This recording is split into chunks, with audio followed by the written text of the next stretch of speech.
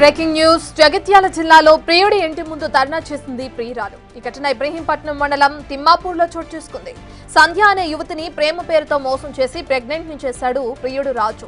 ఇది తెలుసుకున్న సంధ్య కుటుంబ సభ్యులు రాజుని నిలదీశారు.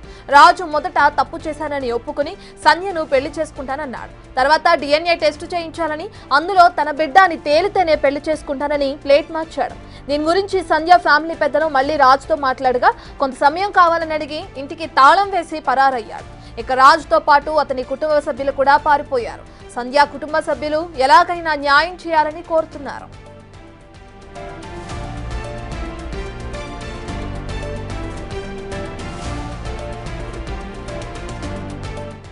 పవిత్ర ఈమె మాకు ఆడపడుచు అవుతుంది.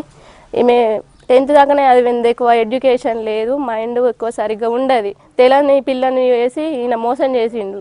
పెళ్లి చేసుకుంటా అని చెప్పి ప్రెగ్నెంట్ అయినా అని కూడా చెప్పితే ఉంచుకొని పెళ్లి చేసుకుంటా అని మా అబ్బాయి పెట్టి మా వేసి ఇంత దూరం తెచ్చి ఇప్పుడు ప్లేట్ ఫిరాయించిండు. DNA టెస్ట్ ఉంటేనే పెళ్లి చేసుకుంటా అని ఇంటికి తాళం వేసుకొని పోయిండు. సార్, ఈ పిల్లకి ఎట్లయినా న్యాయం చేయాలా, మీడియా అందరు కలిసి మా పిల్లకు న్యాయం చేసి ఆమె ఇల్లు ఆమెకు నిలబెట్టుండి.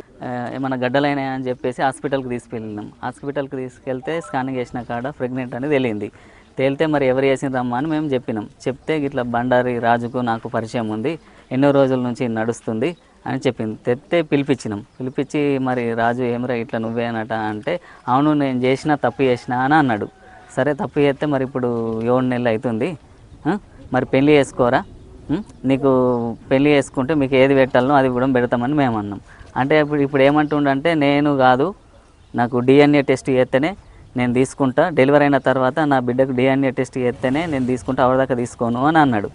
అన్న తర్వాత నువ్వే తప్పు చేసినామని మీరు ఇద్దరు ఒప్పుకుంటారు కదరా, మళ్ళీ ఇప్పుడు ఎందుకు ఇట్లా చేస్తున్నామని మేము అన్నాం. అన్నంటే నాకు ఒక 2 hours టైం ఇవ్వ అని చెప్పిండు.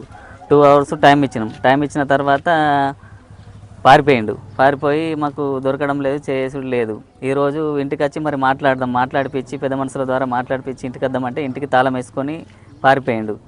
ఫోన్లు 10 సార్లు ఫోన్ చేసినా కానీ ఫోన్ లిఫ్ట్ చేస్తలేడు. ఇప్పుడు ఏంటంటే DNA టెస్ట్ డెలివరీ అయినాక చేస్తేనే పిల్ల అయితే నేను తీసుకుంటా అని అబద్ధాలు మాటలు మాట్లాడి